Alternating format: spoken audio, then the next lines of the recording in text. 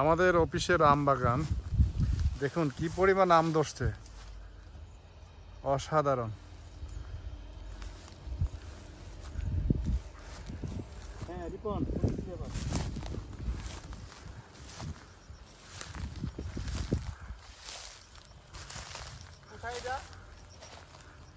আম আর আম, প্রচুর আম।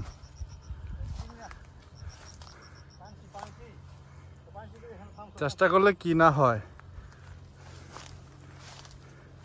একটু যত্ন আদি করলে যে কোনো জায়গায় যে কোনো কিছু করা সম্ভব।